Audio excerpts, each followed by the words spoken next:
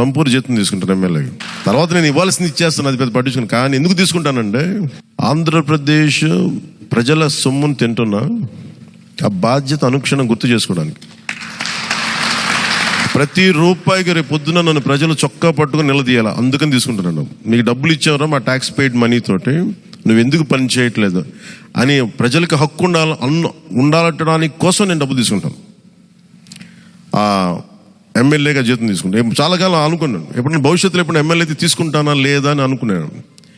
నాకు రూపాయి జీతం తీసుకుంటానని అలా కాకుండా నేను సంపూర్ణ జీతం తీసుకున్నాను. కానీ ఇవ్వడం కూడా దానికి కొన్ని వెయ్యింతలు ఇచ్చేస్తాను బయటకి, అది వేరే విషయం, అది కూడా చెప్తాను.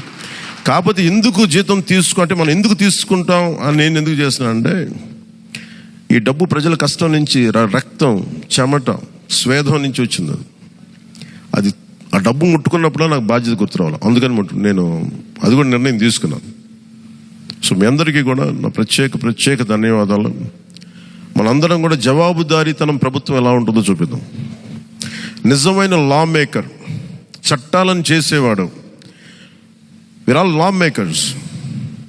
చట్టాలను చేసేవాళ్ళం, చట్టాలను పరిరక్షించాల్సిన బాధ్యత ఉన్నవాళ్ళం. How a true lawmaker would be will show them.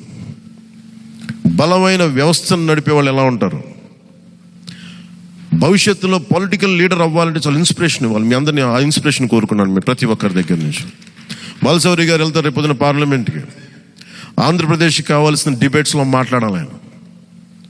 Tangella Uday Srinivas మొట్టమొదటిసారి గెలిచాడు. మీ బాధ్యత మాట్లాడాలి పార్లమెంట్లో, మర్చిపోకండి. పరిచయాలకి వీటికి కాదు, మీరు పార్లమెంట్కి వెళ్తుంది, పని చేయడానికి వెళ్తున్నాం. అది మట్టుకు మీరు ప్రతి ఒక్కరు ఆపాదం మస్తకం కింద నుంచి పై దాకా మీరు మర్చిపోకండి బాధ్యత. సో మీ అందరికీ నా ప్రత్యేక ధన్యవాదాలు తెలియజేసుకుంటే, మా నాయకులందరికీ ఇప్పుడు నాకు ఢిల్లీ వెళ్ళాల్సిన సమయం వచ్చింది, ఎన్డీఏ మీటింగ్ ఉంది. సో మీ అందరి ఆశీస్సులు తీసుకెళ్తాను, మీ అందరి నమస్కారాలు తెలియజేస్తాను. సో నేను రాగానే మళ్ళీ వచ్చి కలుద్దాం. అవినీతి కోటలు బదులు కొట్టాం,